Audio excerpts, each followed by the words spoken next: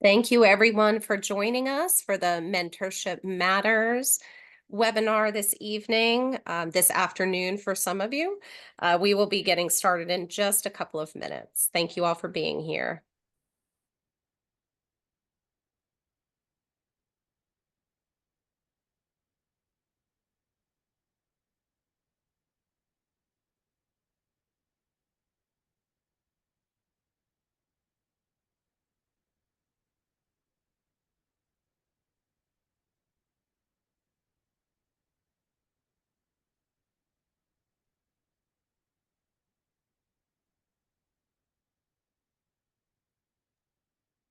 For those of you who are just joining us, thank you so much for being here with us today for the Mentorship Matters webinar presented by NAMI and supported by the Hartford.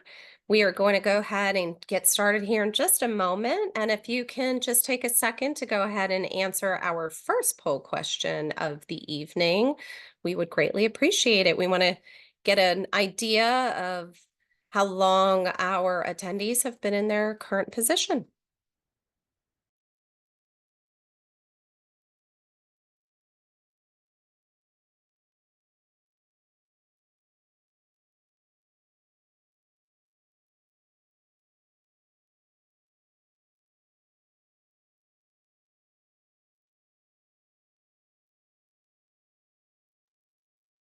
Okay, great. Well, according to my calculations, it is 6 p.m. Eastern time on the dot.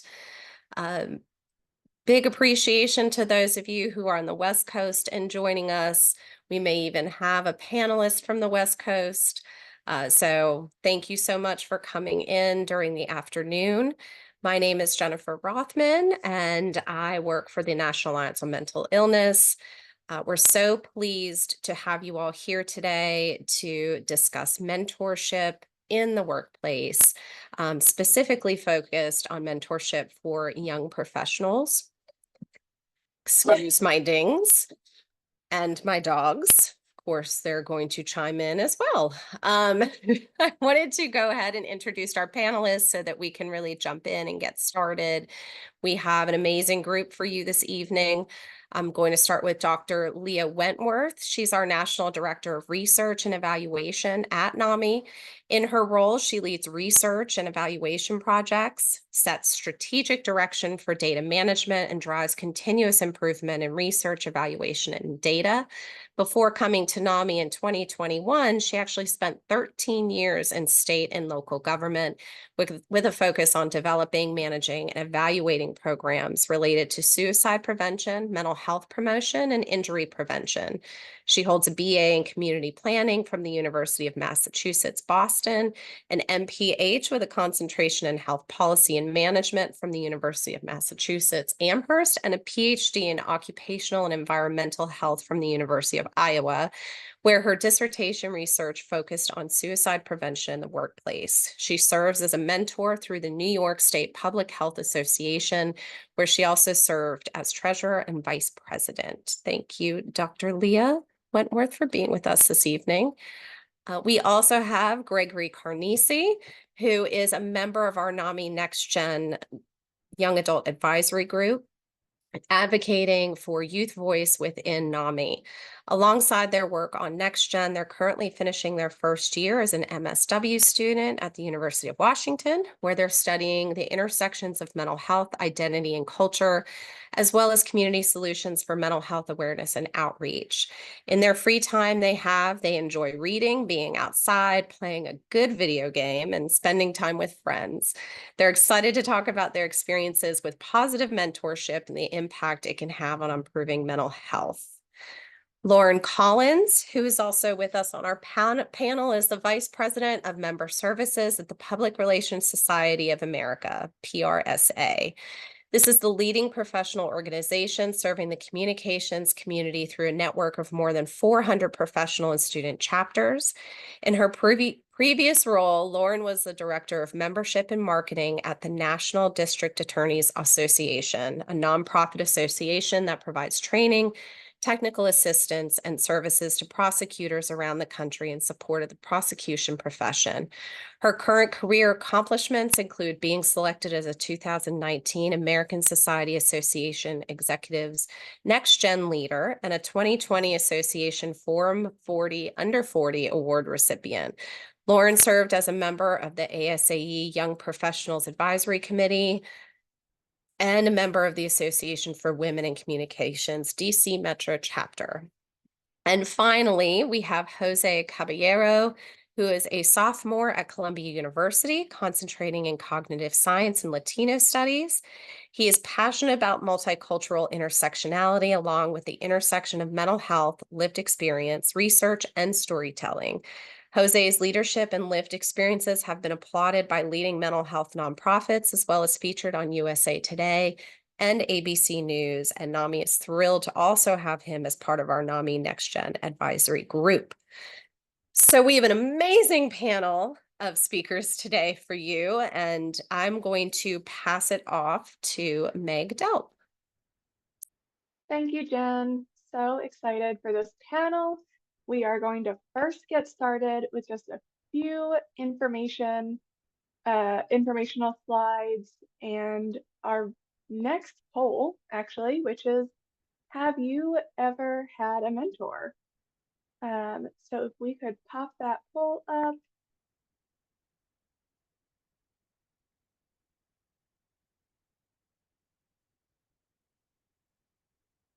Sorry, having some technical difficulties. No worries. Ooh, see There it. we go. Great. So simple yes or no, have you ever had a mentor in your life?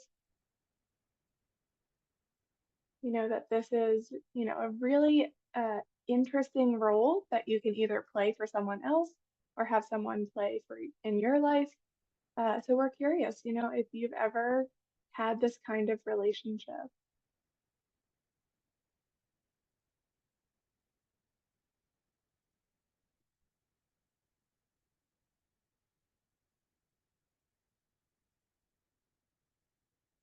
Okay, it looks like about 2/3 have had a mentor. That's amazing. And then about 1/3 has not yet had a mentor. So glad you're here to learn about mentorship, how it can be beneficial, a little bit, how to maybe find a mentor, and then really how this is all going to benefit and support your mental health. So first, a little bit about myself. I'm Meg Delp. I am the Director of Workplace Mental Health with NAMI.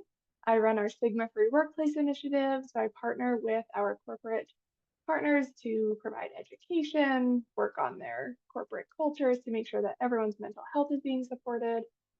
And so I'm joining our youth and young adult team to put on this amazing webinar.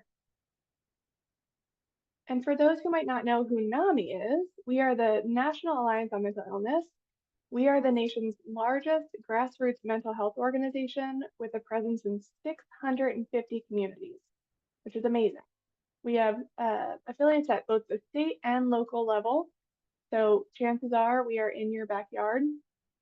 We provide no-cost mental health support, education, guidance, and advocacy to people across the country. So our main NAMI website is there at the bottom. And then if you add a /local at the end, you can put in your zip code and find your local NAMI and get involved.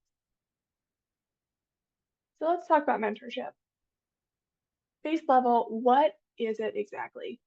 Mentorship is it's a valued relationship where an individual passes on their experience, their knowledge, their connections, their network, to a person or persons. Some people do group mentorship, some people do one-on-one mentorship, to a person who is just starting out in a field or area of study. We see mentors both in academic settings and professional settings, and honestly in personal settings. You can have a mentor in any area of life.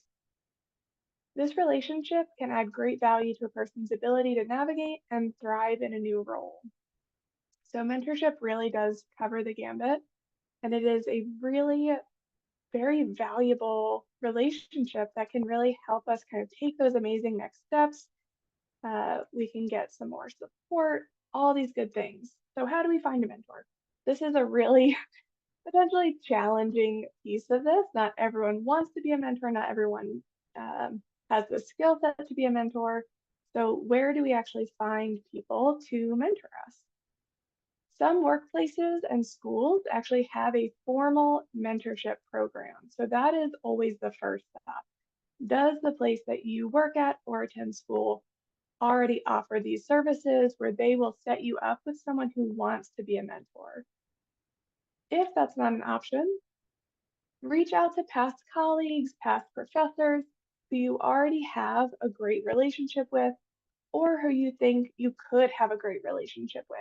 You know that they have a great education, they have a lot to offer you.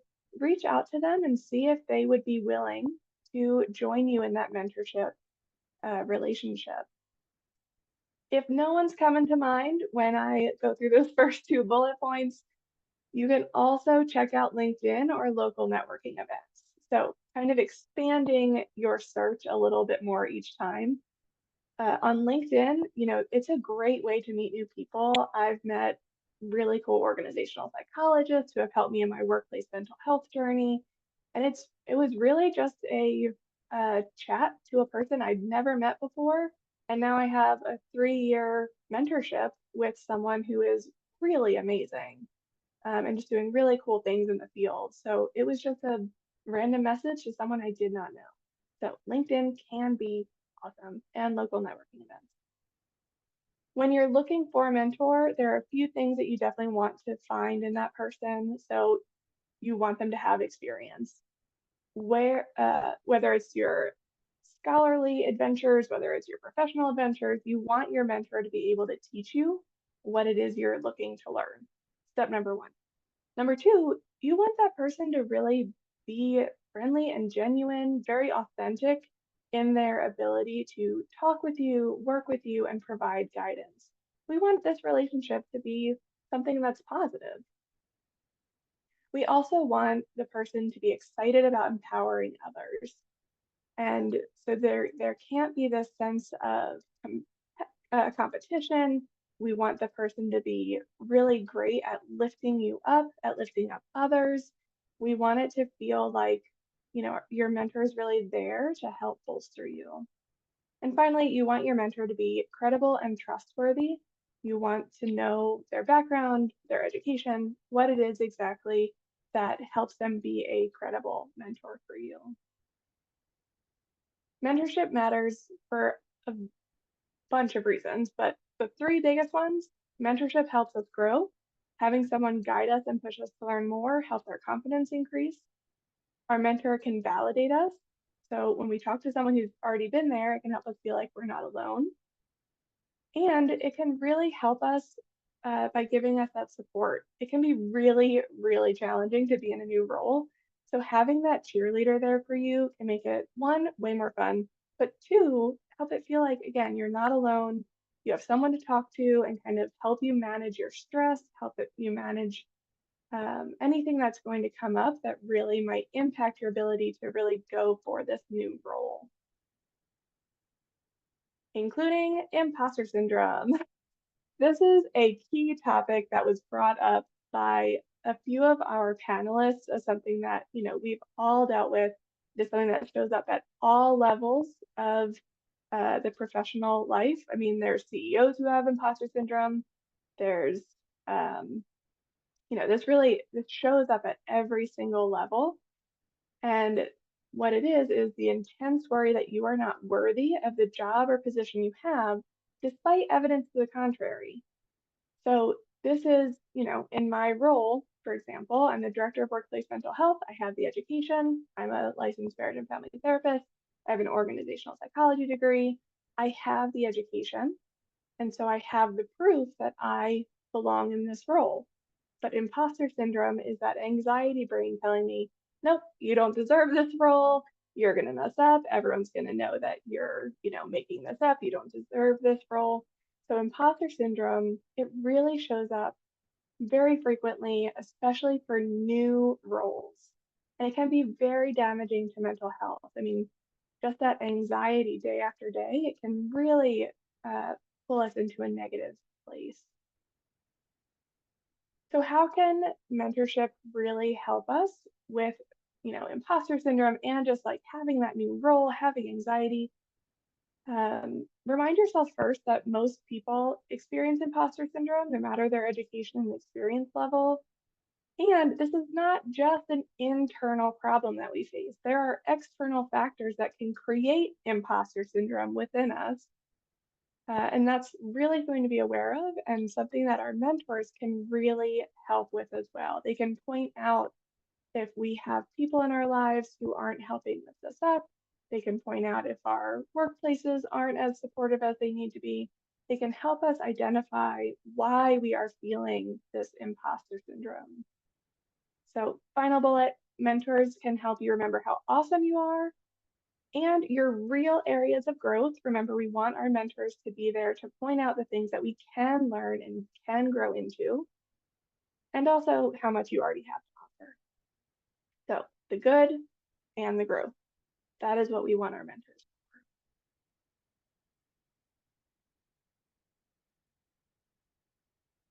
for. And it's not showing my last slide.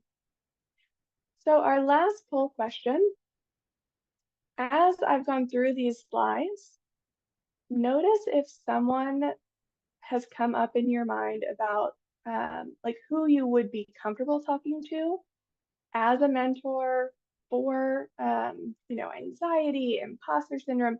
Is there someone who kind of came up in your mind as we were going through this as a potential mentor?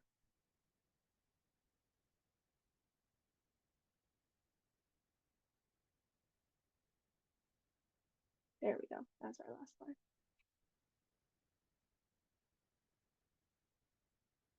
So notice if anyone feels, if anyone on this list, if you would feel comfortable speaking to them specifically about your mental health. Nice. Great. I see quite a few people really feel comfortable talking to a colleague. Almost 40% your direct boss. That's amazing. We want our manager to be someone that is safe for us. A few less for HR department, upper management, and then 22% said no one at all. That is definitely something that we find as we do our, awareness and education presentations. Sometimes there really aren't safe people at work. And so an external mentor might be a great first step to getting that support that we need. So at this time, I'm going to hand it off to Jen and our amazing panelists so we can keep the conversation going.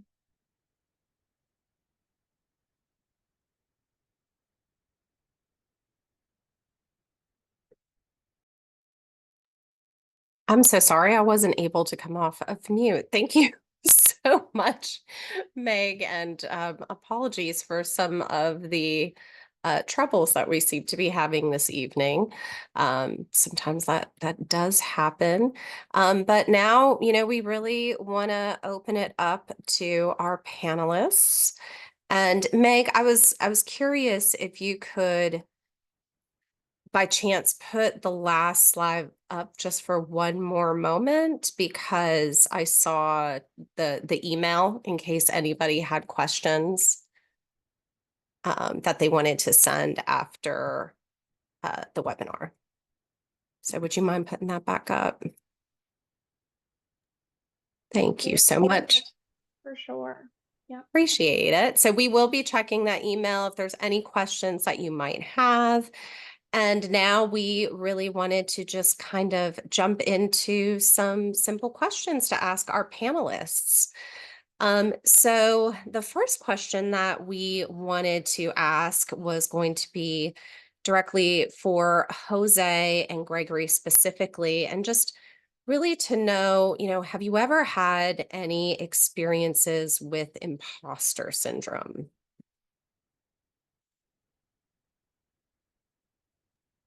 I can go first. Hi, everyone. Very lovely to be here with all of you.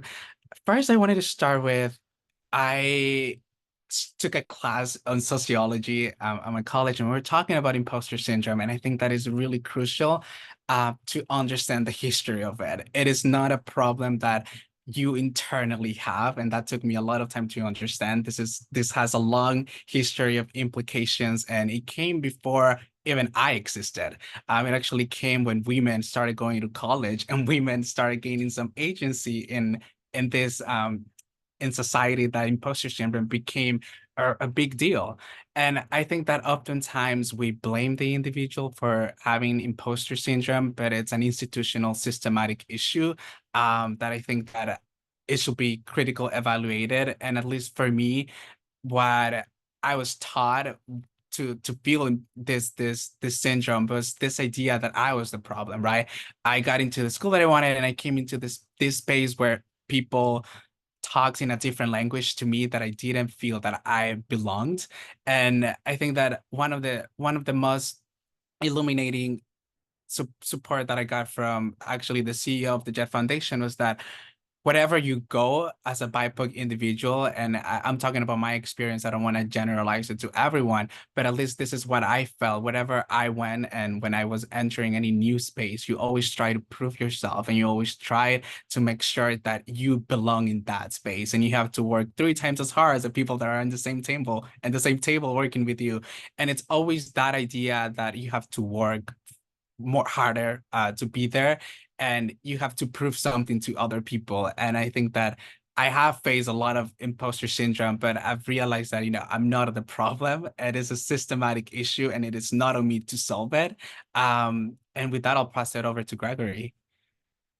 Yeah, I mean, thank you so much, Jose, for talking about your experiences.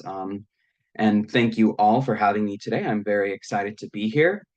I think something that I want to add is that imposter syndrome can really be experienced at any time.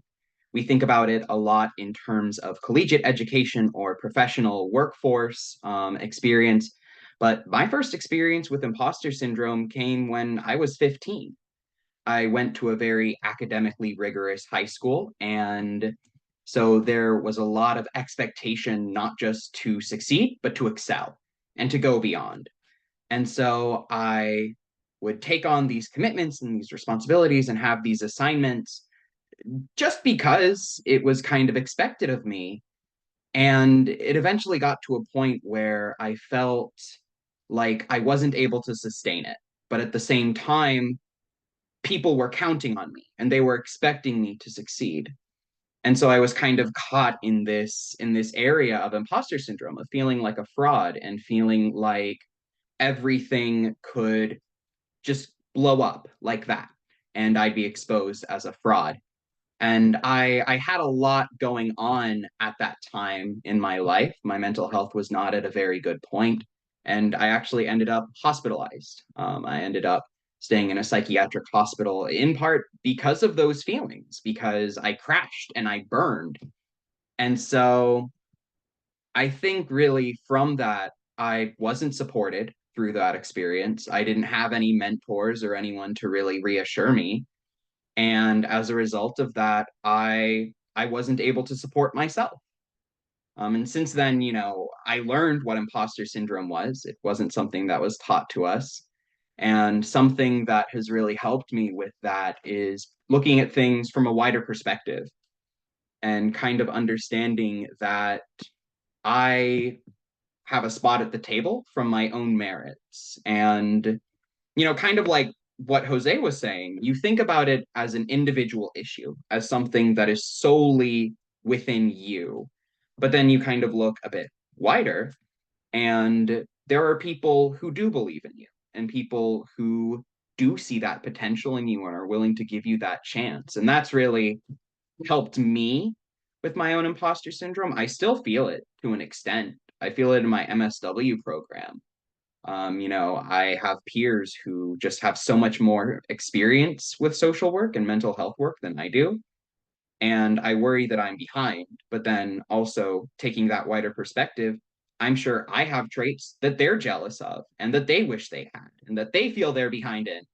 And so really, yeah, that's helped me. And just having people who believe in me have helped me with that throughout life. Wonderful. Thank you both so much for sharing that. We're seeing some amazing comments in the chat and people who can totally relate to what you both just shared. We appreciate it so much. Moving on to the second question. This is actually going to be for Lauren and Leah. How have you been able to support those that you mentor, your mentees, when it comes to imposter syndrome? And Lauren, did you want to go ahead and go first? Sure. Thanks, Jen. Let me just start off by saying that imposter syndrome is a very real thing and no one knows it all. So, I've been there. Sometimes I'm still there. You feel inadequate in certain areas, and you feel challenged, but it's a normal feeling, but you have to be prepared to push through it. I personally, I manage a team of 9 people, and I know that none of them knows everything. I don't know everything. Certain people have their strengths and certain people have their challenges, but as a team, we balance each other out. But as far as supporting my mentees who are dealing with imposter syndrome, I really like to look at what are the core areas that they feel that they're lacking in. What is it that makes you feel like this is a challenge for me? And we kind of work through how we can feel better about those challenges. For example, I had a mentee who she didn't have her bachelor's degree, and she was constantly saying, I don't have my degree, I don't have my degree. Employers, they're not really going to, pay attention to my resume. And I finally got to the point where I said, why do you keep saying that? You're looking at entry-level positions, you have a lot of experience, and you haven't even you haven't had the need for a degree up to this point. So, but it was still just such a big insecurity for her. So what we did was we prepared talking points for if an employer asked her about her high school experience or not having a degree. And she felt a lot more prepared and more confident going into interviews and, facing those questions. And it was funny because we spent a lot of time kind of prepping her for that, but it really wasn't a challenge when she was going on interviews.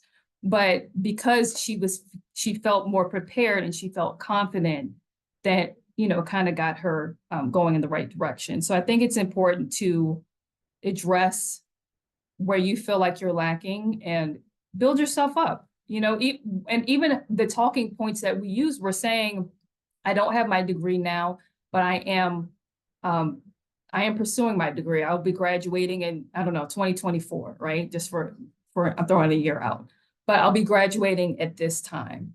So if you know where you're lacking and you start working towards improving that, then you'll improve your confidence and you'll get where you need to be. And it's one thing after the next. You may conquer one challenge, but then there's something else to work towards. And this is me speaking with 15 plus years in the workforce.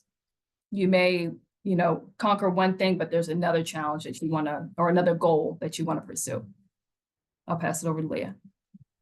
So I think we're thinking about this in some of the same ways, and that I see there's a couple places that a mentor can offer support, and that is strategies for being successful and removing any external pressures, and support by being vulnerable if you feel comfortable sharing your own experiences, and being that voice to say the counterfactual of, here's all of the successes, here's all of your skills, here's all of your great tendencies that I've seen, and I don't know everything about you. So when somebody is struggling, feeling unworthy, you have somebody who's just purely rationally saying, here's all of your awesome. Remember, you're awesome. As far as the strategies, I think one of the challenges I've seen in my mentees is unclear expectations, which if you struggle with anxiety can be really problematic. And so giving your mentee a chance to help really clarify expectations. I'll give a concrete example. Sometimes you've got a boss or supervisor who's thinking about the process and the product. And so giving them some tools and some techniques to say, okay, do you want to see a draft 50% completed? Do you want to see something closer to final? So that you're removing any of those external pressures, those things that may limit your success, so that you can really focus on growing being a professional, you're minimizing those kinds of things that will affect your anxiety. So I think those are both opportunities for a mentor, looking at support and strategies. Exactly. Thank you both, Leah and Lauren, for the just it's been so interesting hearing both sides from someone who has been mentored to someone who's doing the mentoring. I did want to mention really quick that if anybody has any questions for the panelists, to just drop those in the Q&A, and hopefully we'll have a little bit of time at the end to answer those questions. Our next question is for the panelists. So how does someone go about finding a mentor? And does it have to be an employee from their workplace? And Lauren, do you mind starting that one off too, please? Sure. Yeah, it's definitely, it could be anywhere, right? Inside of the workplace, outside of the workplace, but it's definitely more common in the workplace. I mean, even when we saw the poll, right? We saw that you're more likely to go directly to your boss or to a colleague because you know their work, right? You know, you've seen their work, you have a relationship with them, and it's an easy way to approach them. I know for me personally, that's where most of my connections have come from. But also it could, you know, I remember I spoke on a webinar a couple of years ago, and I received some emails from some people or some of the attendees, and they, you know, I had one young lady just ask, "Hey, are you available, you know, to jump on a call to discuss this topic a little more in depth? I'm kind of dealing with this, that, and the other." And it ended up turning into, you know, a mentor-mentee relationship. So it can happen in a lot of different ways. Even I remember I was pursuing a certification, and there was a colleague in the office who had the certification. So I was kind of like, you know, chatting with her and just kind of getting more information about the process for her. And we ended up going to lunch, and she was giving me so many great tips that I just decided to just go ahead and ask her, "Hey, can you kind of be like my certification mentor?" And, you know, I still talk to her to this day. So it can come from a lot of different areas. Just remember that, you know, a mentor is a person that can really inspire you to meet your goals. So it can be really, even, I know the focus of this webinar is professional, but even if you have personal goals too, and you know someone that has met those personal goals, why not connect with them and, you know, get where you want to be? Lauren, I love what you're saying about identifying opportunities for sometimes for short-term or specific kinds of mentorship. I think that's a really important consideration because sometimes you need, you're changing careers and you want to talk to somebody who's already done stuff, or you've got a specific skill you're trying to build and you want to talk to somebody who's already really good at that. So I think that's an important way to sort of frame mentorship, that it's different kinds of relationships. I'm lucky enough to be serving as a mentor in the New York State Public Health Association, which is the professional group for public health practitioners in New York. I live in upstate. I have a fantastic mentee who is in her first 10 years professionally post-master's degree. She's also in the nonprofit sector. And so I think it's really lovely that we have this membership connection. It also, because we're not in the same organization, it allows us to focus on the relationship and for me to be a sounding board for her where I don't have the organizational needs in the backdrop. I can be completely focused on helping support her and helping her be successful. So I kind of love that opportunity. Now, of course, I think like everyone else in this call, I've probably had some great mentorship happening in my workplace from my bosses and from other supervisors. But I'm especially grateful right now to be somebody who can be, it's just somebody for her to ping ideas off of or questions about the nature of the kind of work, especially because she's in her first 10 years. So she's starting to think about what it is she likes about work or what she wants to be doing on a day-to-day basis, on a monthly basis. And to be a resource for her in this way that's not part of her day-to-day work just gives her some space to be completely honest and vulnerable with me. Yeah, kind of building off of that, I think mentorship is also a great way to get into fields and to really talk about, if you have an interest in a field, finding a mentor to help solidify you in that field. I think the first and most impactful form of mentorship I had was in the field of mental health advocacy. And I kind of just stumbled into meeting my mentor. I was doing some work with Arizona State University counseling, that's where I went for my undergraduate. And we ended up in a meeting together for like a mental health coalition that ultimately never happened. And she was the president of a mental health student organization. And so we ultimately ended up just having a really casual conversation, and she invited me to attend one of their meetings. And so that was how I found my mentor and how I got my start in student mental health advocacy, kind of going from this half hearted attempt within the university to something more free and something more focused on advocacy and systems change. And so, yeah, I found her outside of my workplace, but really looking back, I think I found my mentor because I put myself in spaces where I could find mentors, even if I didn't know I needed a mentor or I wasn't really looking for one. And I really think that is another critical piece of advice is put yourself in places where you are looking for mentorship. I recently moved up here to Washington State less than a year ago. I came up here with no network, no connections. And so I've had to be really proactive about reaching out to teachers and reaching out to practicum advisors and people managing internships and saying, hey, let me go under your wing and let me learn from you. And so I've had some really good success with that and really, just putting myself in spaces where you can find mentorship in myriad forms.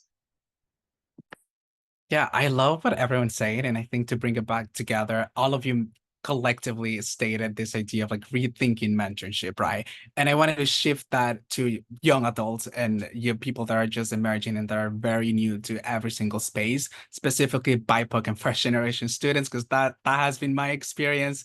And a lot of my friends and a lot of my colleagues, their mentors are actually their fathers, their mothers, because there is a generational wealth. I am lucky enough to go to a school where almost everyone here has a mentor who are their fathers, and that was not the case for me.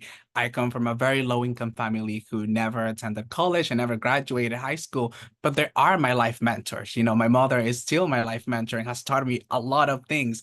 But unfortunately, she didn't teach me how to write or how to read, or how to apply to college. So I think to that extent, it's like it begs this idea and this other question. It's like we are advocating for young people to get into these spaces that they have inherited barriers, societal barriers. But even when you get to those spaces, there is no pathway for young individuals like me to actually get mentorship. And I think the bigger question and the bigger thinking right here is like, if there's no pathway for me once I get into these spaces that I wanted to get in, how do I find mentorship and how do I go about finding mentorship? And I think what has worked for me in particularly is just finding my people. Oh, that's how I call them, and finding people that I relate to. And a clear example of that is my professor of literature humanities, first generation professor, and that I looked up to, an individual who got her PhD, her master's, and just building and nurturing that relationship in college. And that is one type of mentorship, right? You have a professor and you call it your mentorship, but even in the outside, just networking with friends and as Gregory said, just echoing back what Gregory said about finding mentorship in mental health spaces. I think that has been also beneficial for me in just finding mentors that are outside of my family,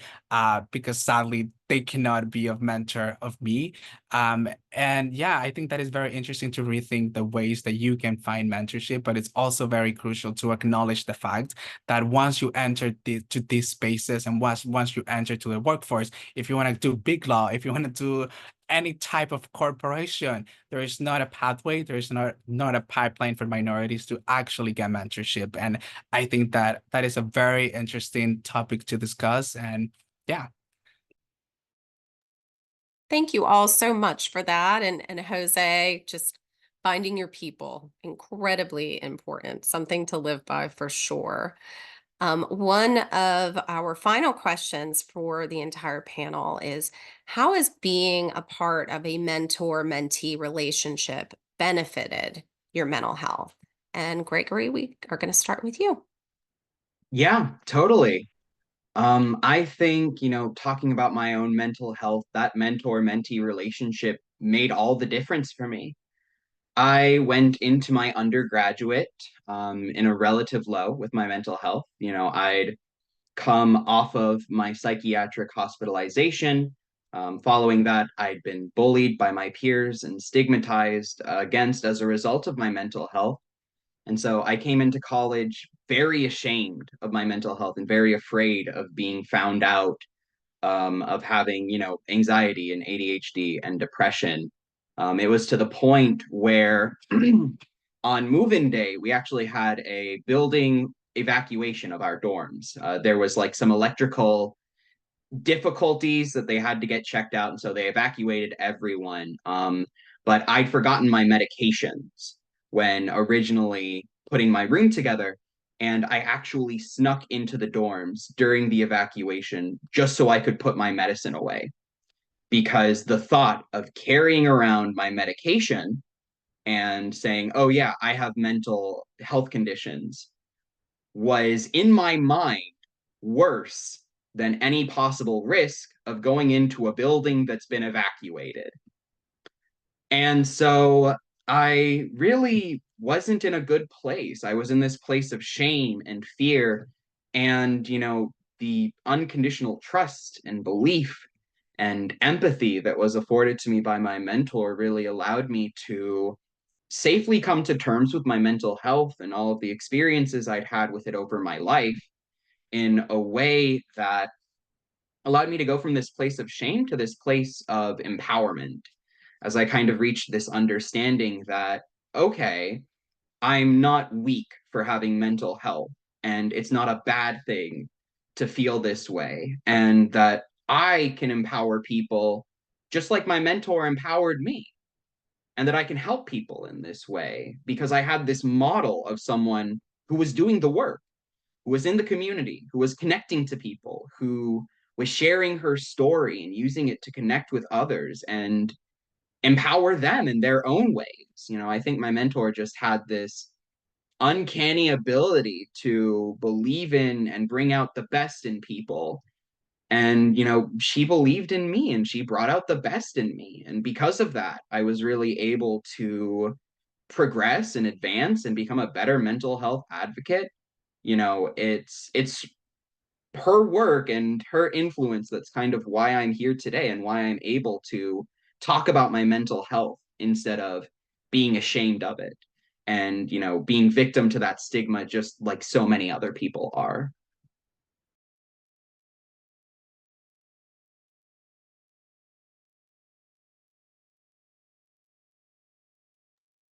I can go next. For me, moved to the US just 5 years ago. Had to learn English in 5 years. And I think when I came to Colombia, when I moved to New York, I I had no idea where to go. I remember going to Riverside Park and just ugly crying for an entire week. I came to an environment where we were speaking the same language, but it wasn't the same. The kind of the eloquence, the elegance that perpetuates this institution is very high level. And I felt that I was truly just by myself. And I felt that actually I was the problem, that I didn't belong in this community and that I didn't belong in these spaces. But something that I've learned from my mentors is that confidence is a skill. Everyone who's in this game has a completely different level of confidence. And we think that you're born with confidence, but you're actually not. It's a skill. And I think that I live by that, every time you do something, it's always about confidence and it's always about how you show up for yourself. And just kind of like refining and finding that confidence and just nurturing that skill within you has helped me navigate these complex spaces and these spaces by myself. And yeah, I appreciate my mentors a lot. I think they're so beneficial and they're so helpful to make you feel less alone, understood, and seen. And it just feels good as well to have someone who you can relate to. Like I have mentors that only speak Spanish and never got an education, and I just go back and I talk to them in my native language, or even reading books. I think that you can learn a lot from books and the people that wrote those books before you, and that's an untraditional way to also find mentorship in text and in books. For me, I want to back up and jump into the start of my career. It was really challenging for me to start because, I was the only woman of color, working in an administrative role. And I really felt like there wasn't really anyone for me to relate to or connect with. And I was very easily intimidated. So it was good to connect with people who were in my industry and understood kind of the lingo of the job, but also I could relate to on a personal level. That was kind of what I looked for in a mentor to start. And so I think that really helped my mental health in the beginning. But now as a mentor, it's really a reminder that I love what I do. When I'm talking to someone who's asking me for advice, I'm like, really, you want to ask me? But when I'm talking to someone in that capacity and we're kind of, feeding off of each other and bouncing ideas, you kind of nerd out a little bit, and you relate on your industry and what you know. So I think for me that helps me because it's that reminder, like I really do love my job, even though sometimes there's these challenges and it gets stressful at times. It's that reminder of the fun part of it. So I guess it's just that gratitude component for me. That's a great point, Lauren. And I think that passion, I very much agree that that is part of the benefit from a mental health standpoint of being a mentor, working with somebody. And my mentees on here, good to see you, Emily. It's always a chance to share. You get into a field that you really deeply believe in, and you get reminded of why you started doing what you're doing. At the same time, I also feel like when you're talking to somebody about their professional journey, it gives you a chance to reflect on the things that you like or need. It's almost like thinking about a relationship, right? Doing kind of a check to make sure that you're getting your needs met. Public health in particular has some interesting challenges across your professional journey. So one thing people struggle with, do I want to specialize in one content area? Do a really deep dive in something like infectious disease? Do I want to be a generalist and be working across different public health problems?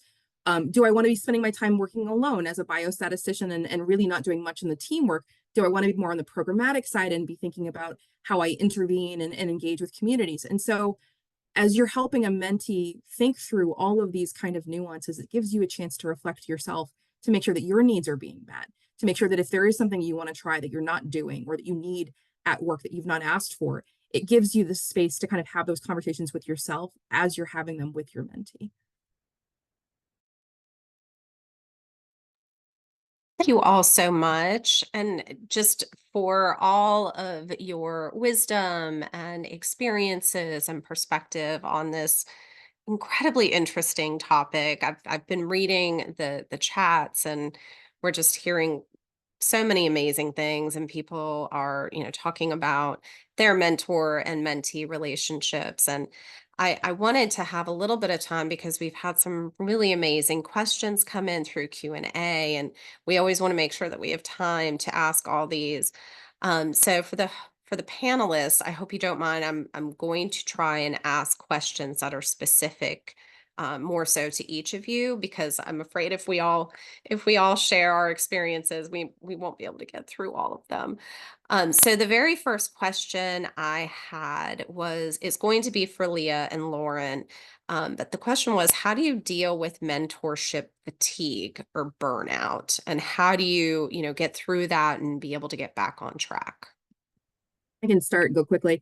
I think it's a combination of things. I think it's being honest about your schedule and finding time when you have mental and emotional energy to give to another person. So for me, that's thinking about my schedule and not having a meeting at 4 o'clock on a Friday afternoon when I know that I'm depleted and I'm not going to be able to be a good mentor. So self-awareness is number one. Number two, if you need to adjust what your expectations are, if you're thinking about the relationship longer term, maybe that's the frequency of your meeting, maybe that's the nature of your meetings, if it's in person, Zoom, some of those elements, looking for ways that give you each energy, follow up and connection. And so if you're thinking about things in between your meetings, making sure that you're sharing, if you run across an article that you were excited about that you think that your mentee may also like. So finding those ways to connect outside of your regular scheduled meetings, I think helps keep the relationship fresh. And it also builds some trust, I think, in between your conversations. Yeah, I'm going to second that. I think it's really important to be honest with yourself and with your mentor or mentee about your schedule and just kind of, be upfront. If and you can always adjust. You don't have, first of all, your mentor doesn't have to be your mentor your whole life, but you can start off with monthly meetings and, hey, I've worked closer towards this goal. Maybe we can meet less frequently, and just kind of adjust there, and make arrangements going forward. Thank you both for that. And Lauren, I liked that you touched on mentors don't have to be with you your entire life. I'm sure there's different seasons for different mentors depending on, where you're at in your career or personally. So the next question I have, I'm actually going to send to Jose and Gregory. And what you were sharing, what do you both see as the best qualities for a great mentor? It's a tough one. I think it truly depends on I don't want to generalize it and say these are the best qualities for everyone. But from my experience, I think number one, I need to relate to the individual, either their work, as we all talked about it, or just because they have a unique and I relate to their lived experience and something similar that I went through. I think that is there comes a lot of expertise and insights when someone shares that lived experience with you and you have that ability to connect in a deeper mentorship level that is not about just work and it's not about professional life, because there are different cases that need different assistance and that need different mentorship. So for me, in my case, in my experience, I think that it depends on everyone. But for me, that's what I look forward to in a mentor, having that relatable, unique experience, and also having that idea of radical compassion that all of us said, that you don't have to know it all. We don't have all the answers, but approaching an issue and approaching mentorship with compassion, I think is fundamental to nurturing a mentorship. Yeah, I mean, kind of building off of that, I really liked what you said about radical compassion. I think, we could be here, for 10, 20, 30 minutes just listing off good qualities of a mentor. There are books that have been written on good mentorship. But I think the quality that stands out most to me is just belief. Belief in your mentee's capabilities, beliefs that they deserve where they are, they deserve to have opportunity, and really giving them that opportunity and giving them a space where they can learn, where they can grow, where they can do the work in a way that is safe, in a way where they can be guided and not have to worry about everything blowing up and, lighting on fire, for lack of a better phrase. It really just that belief in their capability, in their place, in their just everything, just having that belief and having that validation and being heard. Thank you for sharing that. And I feel like, sometimes what you think would be a great mentor has a lot to do really with, what you're looking for and what speaks to you. So it can be different really for anyone. Thank you for sharing that. Another question we received is, what if someone wants to be a mentor, but not really sure how to structure that relationship? And I think that's probably more for Leah and Lauren. Yeah, I can start. I think that I think to begin with, you really need to sit down with each other and kind of set expectations, as far as time commitment, goals. And it doesn't have to be, some people, they like to have a spreadsheet and, a calendar and map things out. That's great if that works for you, but it's not mandatory either. But really just start off by establishing what you want out of the relationship. You don't, have to do a signed agreement or anything like that, but just, lay it all out. And really, I think the main focus is establishing your goals and the time frame of those goals and how you like to be held accountable. I very much agree with setting expectations from the starting point. And I think I want to highlight something that is important. There's a bunch of different ways to serve somebody effectively as a mentor, but some of that is going to be, are you looking for support? Are you looking for somebody to give you advice? Are you looking for some combination? Because sometimes you just want somebody to be a sounding board that is not complicated by other work relationships, right? And in that case, you're offering perhaps different skills in that meeting or in that relationship than somebody who wants concrete, specific suggestions for how to improve things. So I think being upfront about what you're looking for from each other, and setting those expectations, they may be evolving across the relationship as well. So just kind of being honest and being vulnerable with each other about things. I think too, it's important to be thinking about the rhythm of the relationship and making sure that needs are being met. And so kind of checking in with each other and making sure that you're having those needs being met is part of, I think, the responsibility for both the mentor and the mentee. Thank you both. So the next question I think I'm going to ask a mentor and a mentee to answer. I actually saw this in the chat and thought it was really interesting. What if you are approached by someone to be a mentor? How do you kindly decline? Or, you know what time you have, the efforts that you can put into something like that. So as from either Leah or Lauren, how would you suggest declining that ask? And either from Gregory or Jose, as someone who's been a mentee before, how would you want to receive that type of response? Like, what would be the most supportive and kind and professional way? Because you have to have boundaries, and you need to know if you're in a space to do something like that. Yeah, Gregory, you're I unmuted, can. so yeah. Yes. I've had some experiences as a mentor in the past, so I think I can kind of speak to this, especially looking back with hindsight and realizing that I probably wasn't in the best space to be a mentor. And I didn't necessarily have the correct skills and knowledge to be a mentor. And so I really think, talking about you're approached by someone to be a mentor and you're not in that space, I think you can just say, I really appreciate the opportunity, but unfortunately, I do not have the capacity right now to be a mentor, or I do not believe that I would be a good mentor to you, or that you would get what you're looking for out of a mentor-mentee relationship with me. And then I think also something that could be done there if we want to be, professional, if we want to be respectful and really kind of come at it from this perspective of understanding and empathy, is work with them to find a good mentor.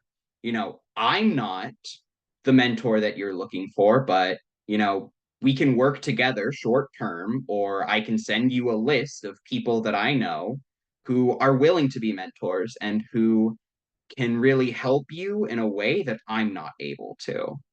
And so I really think, first off, it's knowing yourself, knowing your capabilities, talking about what Lauren and Leah have said, knowing when you're going to be a good mentor and when, you don't have the energy for that. And then I also think it is working to get that person connected, because ultimately, what is a mentorship, other than relationships and networking and building connections and leveraging connections? And so even if someone comes to you asking for you to be their mentor and you can't, or you don't want to, and it's okay if you don't want to, you can still work to get them connected within your field.